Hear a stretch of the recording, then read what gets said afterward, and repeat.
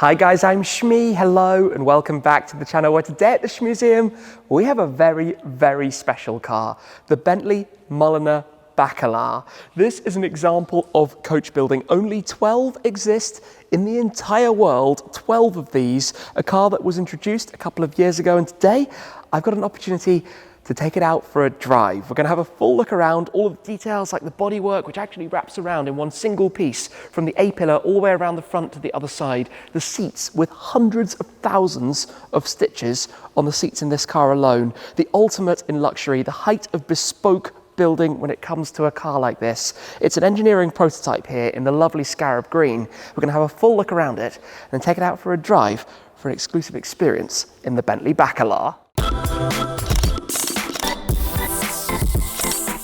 I have actually seen this very Bacalar before in the magnificent specification you see here as it was presented at the Monterey Car Week events last year in California in the United States, and it is now here at the Shmuseum for me to experience today the most exclusive Bentley of modern times, with only 12 customer cars in total of the Bacalar. It's a new era of coach building for Mulliner, Bentley's bespoke division, and this is really the height of exclusivity in terms of unique bodywork, bespoke elements and details to the interior, and lots of things for us to explore today. Plus, by the way, it is a Barchetta. There is no roof to speak of, and it's actually forecast to drizzle a little later on. So fingers crossed we're going to beat the weather. But let's have a full look then around the car. Named after Laguna Bacalar, Bacalar Lake, Bacalar Lagoon in Mexico. That's Bentley's theme for the naming structure behind their models, after beautiful locations and destinations around the world. But returning the Mulliner badge back to a car, all 12 of them were completely sold out before it was ever shown to the public.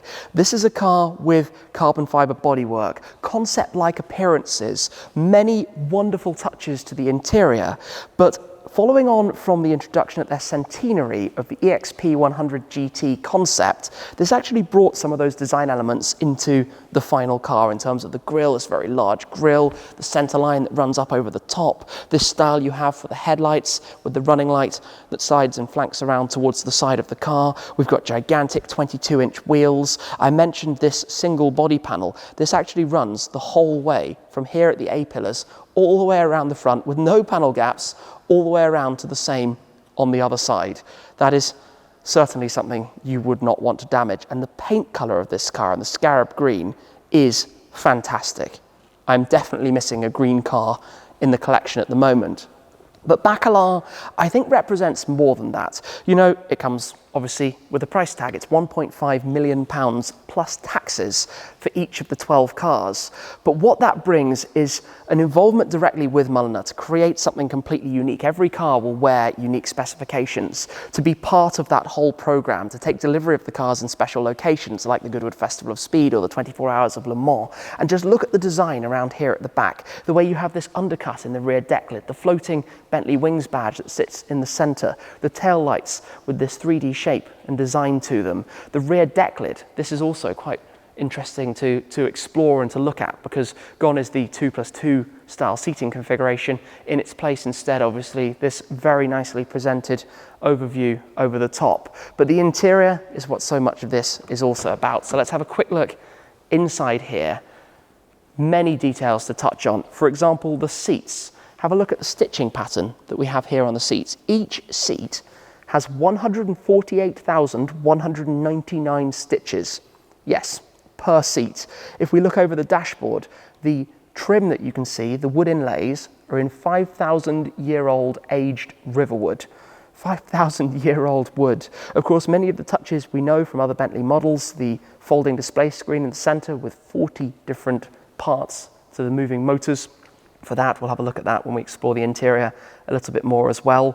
And then all of the different colors and options and materials. You can see even the tweed that runs up through the center of the seat, as well as the leathers and other elements used. Tucked in behind the seats where you have this floating central section. We also have some Schedoni fitted luggage, beautifully presented in there as well.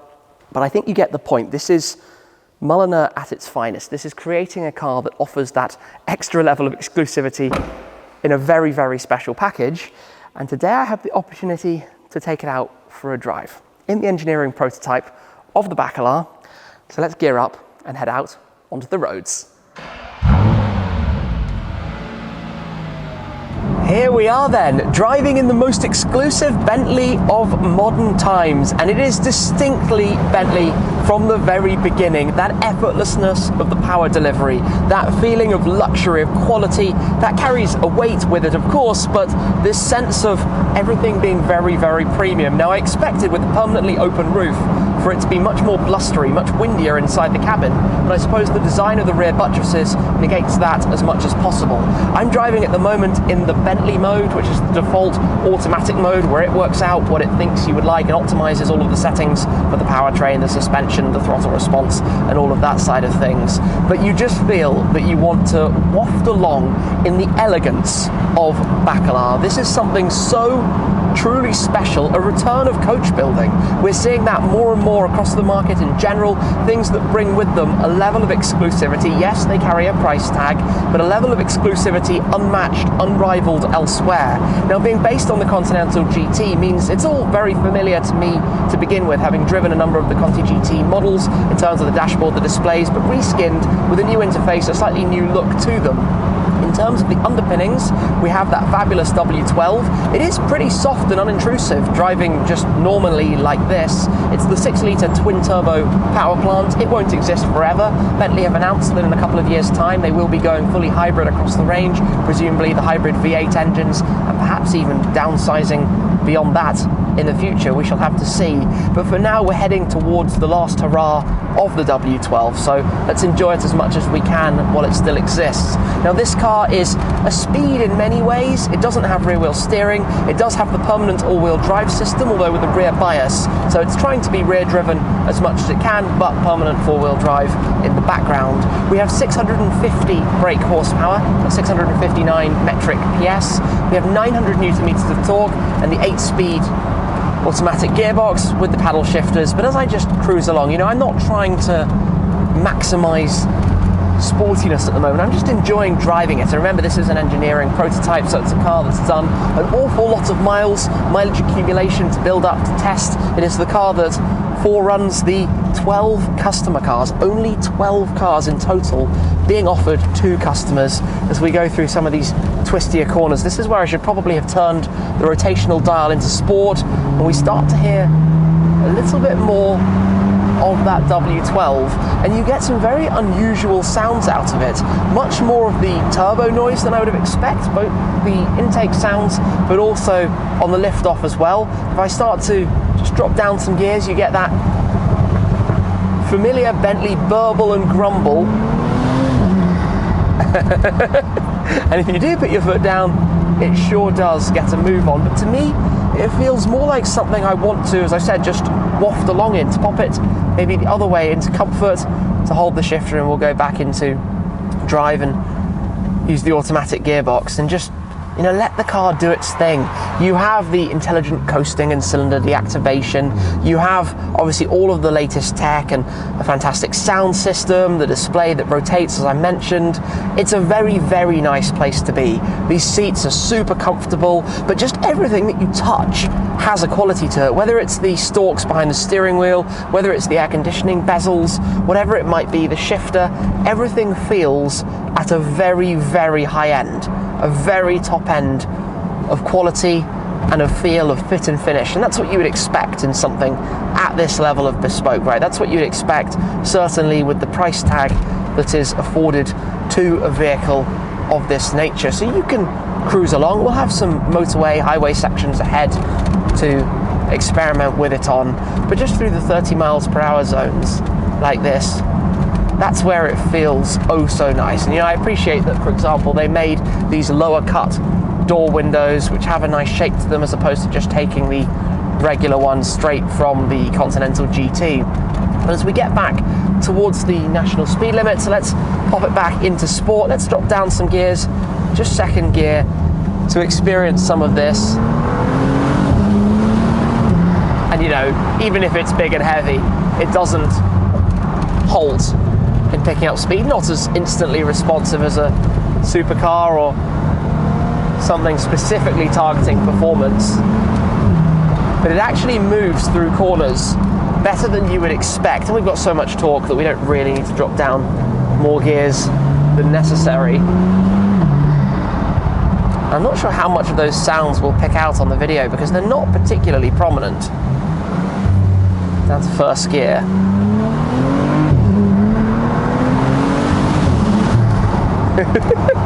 The swooshes and whooshes as we're now down some tighter countryside lanes in a left-hand drive car. That trailer was fairly scary.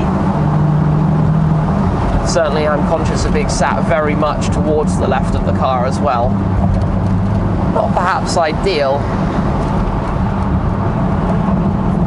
I think what you have to appreciate with a car like this is that it is a Continental GT, slightly more sprightly, as I said, more akin to the Speed. What it's about is the involvement with the brand, going through all of the motions with Mulliner, and knowing that you're driving something of which there are only 11 others in the world, and no two are identical.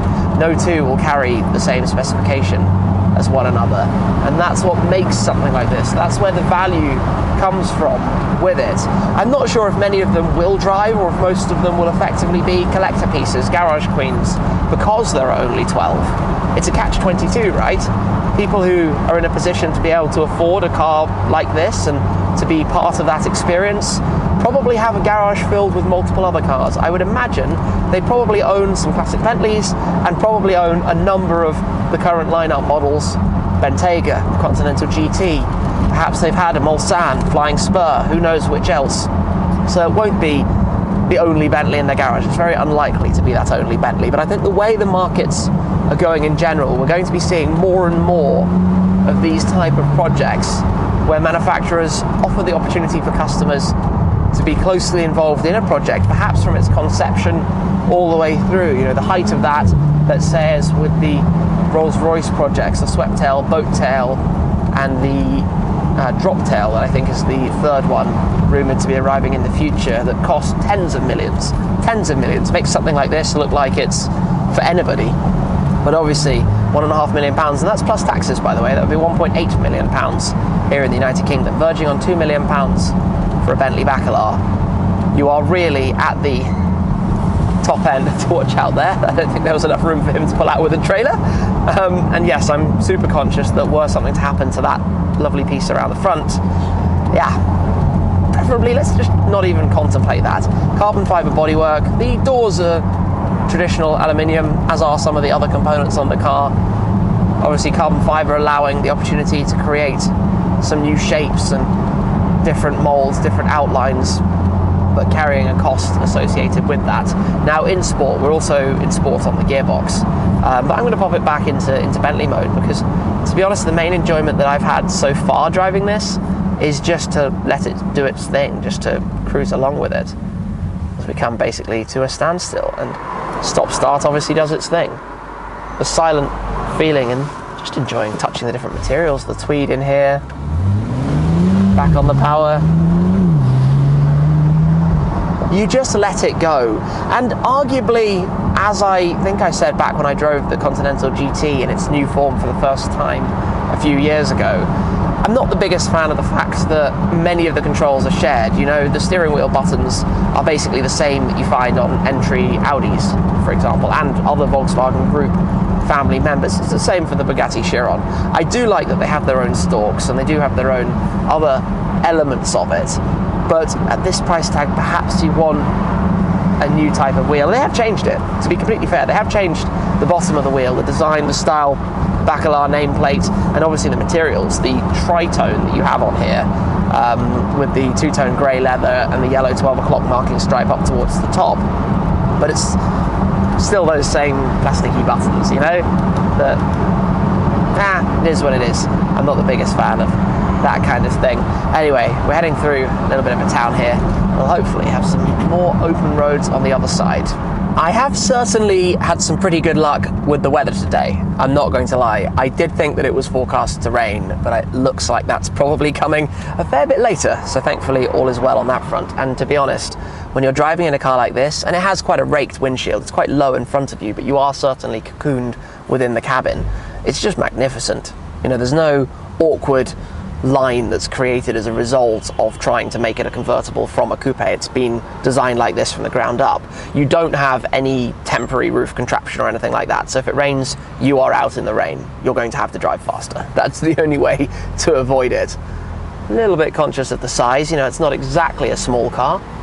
Some pretty busy roads out here at the moment, but let's make our way out and just cruise along, because arguably I would like something that's a touch more responsive. You know, I'd like the throttle pedal to drop some gears a little bit sooner on pressing it, but it's not a car created for that. It's a car that's created to be a gentle cruise, to be something that you just take it easy with, enjoy, admire, appreciate. Think back to where it all began. Bentley are over 100 years old, obviously seeing immense success in recent years with Bentayga or with the Continental GT from when that was introduced, and changing, I suppose, the style a little bit along the way. But this today is just a delight, and we're going to head up towards some dual carriageways and an opportunity to put the foot down and experience a little bit more of the power, because, well, let's be real, 650 horsepower is also an awful lot. It's not lacking in the power department in the slightest, but it's the 900 newton meters of torque that perhaps stands out even more and gives it this effortless nature, this low revving W12, but you don't need to rev it up to have the power. It just oozes, picks up, glides away and delivers with a style that really, outside of Bentley and Bugatti, not that much really does in the same way. Not that much delivers with this same sensation. As we arrive towards the national speed limits, let's pop it into sport. So we've got manual on the gearbox now, foot down.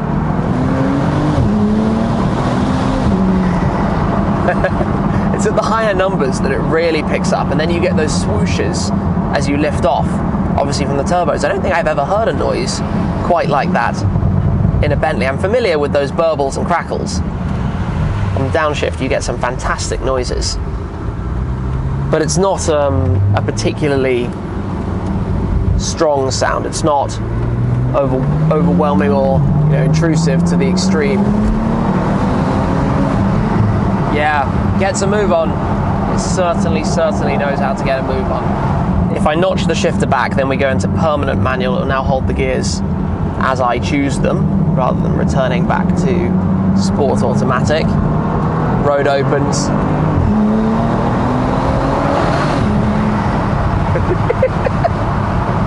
Well, it puts a smile on the face. Obviously at higher speeds it's much more blustery. This is where certainly the hair is going all over the place, to be expected really. But the enjoyment of the experience is actually really good. I'm going to just pop it back into Bentley and take it easy from now. It's a car that, like I said, is really what it represents.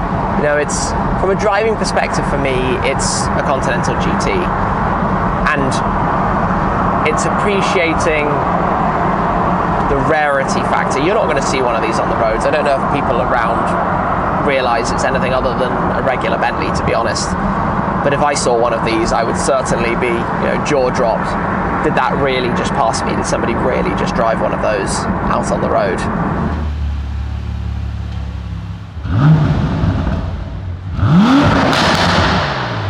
To talk a little bit more about the interior of the Bentley Bacala, there are some magnificent touches. If I just press the button to wake it up, this is where you get that fabulous rotating display that was introduced with the Continental GT, and there's a third screen on it as well. If you press here, it continues around to show you those dials. You've got your thermometer, compass, and your chronograph as well, or you can go back to the infotainment.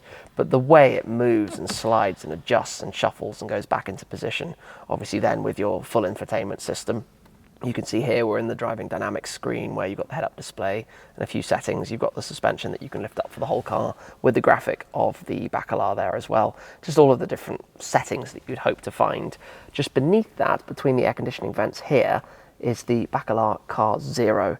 So it'll tell you, that you've got your one of 12 cars there, and your familiar central control panel with your quick access to your heated, cooled seats, your air conditioning, that kind of thing, and your selector between the driving modes, as I mentioned. You can even also go into custom and then through the system set that up exactly how you'd like, your engine and gearbox, ride and handling, and your steering feel. It's everything that you would really want to have. But the finish of it all, and the toggles for the air conditioning, and having this unusual tweed that wraps around, encompassing you as the occupant, driver and passenger in their own little cabins and canopies.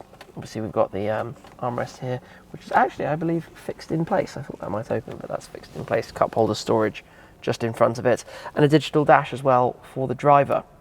Let me just switch this off for a moment and hop on out of the car with the door pulls that we have just there, and it reverts the dashboard back to the standard position.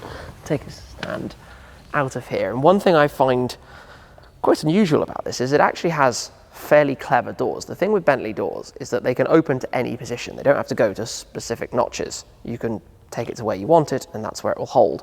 And then when you go to close it, it's assisted and just closes itself straight up from anywhere. Just give it a small little push and it shuts itself away. So it's a car that's so elegant and smart to look at, isn't it? I mean, all of the details, and we've barely touched on everything. Features here, for example, like these ducts that you have across the front of the bonnet between that, with that central spine running between them, inspired from the XP100 GT, these elements that look akin to motorsport racing latches. We should actually open up the engine bay very quickly, so let me just come round here and give a full pull of that so we can have a look up front, make sure it's properly released to show you inside here. Always the challenge to find the catch. There we go. And obviously up front we have the power plant. Not too much to see in the modern era of engines, but 650 brake horsepower coming from that. A little bit warm from that drive, unsurprisingly. Let me just close this back down. Delicately does it. Close the catches on both sides. And yeah, well, maybe we should have a quick look as well at the luggage space we have at the rear. I'm just going to grab the key very quickly from inside here. Just got at the moment your usual and familiar Bentley key that we have. A few buttons and things. Press and hold. Pop that open. Slightly awkward access, but you do have a lot of space that extends underneath, should you wish to use that as well. And then it's motorized to close it. There we go. Shut that back down. Wow, what a fantastic experience to be able to have a first drive in the Bentley Bacala. Never did I ever think that might be possible. The prototype of them, only 12 customer cars. And as I said, I suspect many, unfortunately, won't see much road mileage. Full respect to somebody who purchases one of these with the intent to drive it.